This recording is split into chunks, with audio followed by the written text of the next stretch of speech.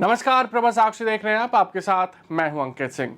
20 तारीख को छात्र आंदोलन के बाद से देश में सियासी हलचल तेज है। छात्रों के आंदोलन के बाद से सत्ता पक्ष और विपक्ष के बीच वार पलटवार का दौर भी शुरू हो चुका है।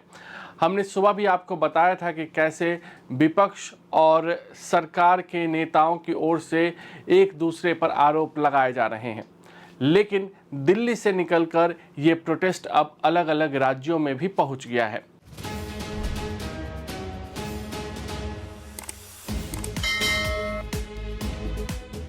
सबसे ज्यादा आज बवाल पटना के सड़कों पर देखने को मिला, जहां आयशा छात्र संगठनों के सदस्यों ने जमकर बवाल काटा। यहां तक कि वीवीआईपी इलाके में वो पूरी तरीके से घुस गए थे और वहां वो प्रदर्शन कर रहे थे।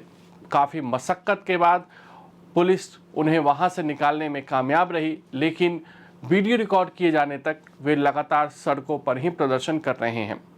पटना में जो प्रदर्शन हुआ उसमें आयशा के जो छात्र और जो उसमें सदस्य थे वो लगातार पत्थरबाजी करते हुए भी देखे गए हैं, और इतना ही नहीं, पुलिस वालों को चोट भी आई हैं। इसके अलावा अगर हम देखें तो चाहे वो कर्नाटक हो, पटना हो, राजस्थान हो, मध्य प्रदेश हो, हर जगह कांग्रेस कार्यालय का घेराव बीजेपी कार्यकर्ता करने पहुंचे थे।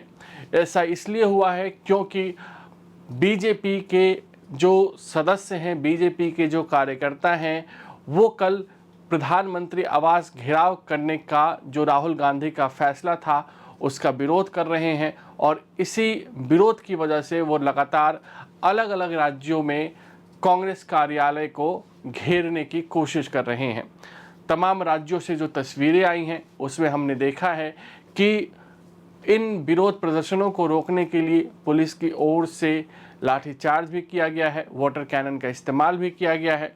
दूसरी ओर कांग्रेस भी जिस तरीके से राहुल गांधी को कल डिटेन किया गया था उसके खिलाफ भाजपा के समक्ष अपना प्रदर्शन कर रही है, और अलग अलग राज्यों से ये तस्वीरें भी आई हैं।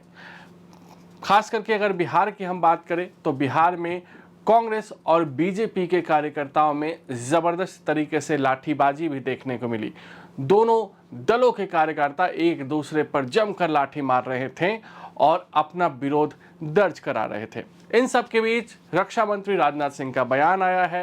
राजनाथ सिंह ने साफ तौर पे कहा है कि विपक्ष के लोग छात्रों को गुमराह करने की कोशिश कर रहे हैं।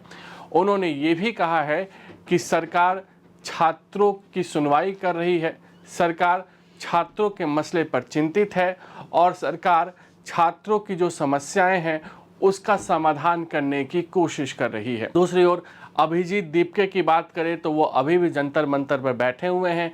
उनके साथ हजारों की संख्या में छात्र वहां पर मौजूद हैं। अब छात्र हैं या पॉलिटिकल पार्टी के कार्यकर्ता हैं, ये भी सवाल उठ रहे हैं, क्योंकि आज कई लोग वहां पर लाल टोपी लगाकर पहुंचे हैं, कई लोग ब्लू रंग का गमछा अपने गले में टांग कर बैठे हैं। तो अब वहां पर अभिजीत दीपके जो बैठे हुए हैं वो सोनम वांगचुक थे, उनसे वो रिक्वेस्ट कर रहे हैं कि आप अपना अनशन ख़त्म कीजिए, हम आपका जो ये आंदोलन शुरू आपने जो किया था उसको जारी रखने की कोशिश करते हैं, और जब तक शिक्षा मंत्री का इस्तीफ़ा और हमारी मांगों पर बात नहीं बन जाती तब तक हम ये आंदोलन करते रहेंगे। उस बीच खबर ये भी आई है कि कई विपक्षी नेता आज गुड़गांव के मेदांता हॉस्पिटल पहुंचेंगे, जहां पर सोनम वांगचुक भर्ती हैं, और उनसे एक तरीके से भूख हड़ताल ख़त्म करने की अपील करेंगे। एक चिट्ठी भी उन्हें सौंपी जाएगी विपक्ष के नेताओं की ओर से, और उस चिट्ठी में कहा जा रहा है कि 50 से ज़्यादा सांसदों के हस्ताक्षर हैं, और ये सांसद लगातार जो बयानों के ज़रिए हो या फिर उनसे मुलाकात करने के बाद उन्हें ये कहेंगे कि आप अपना अनशन ख़त्म कर दीजिए। अगर आप भी लेना चाहते हैं देश दुनिया की तमाम जानकारी तो आज ही सब्सक्राइब करें हमारे चैनल को। साथ ही नीचे दिए बेल आइकन को जरूर दबाएं ताकि हर अपडेट आप तक पहुंच सके।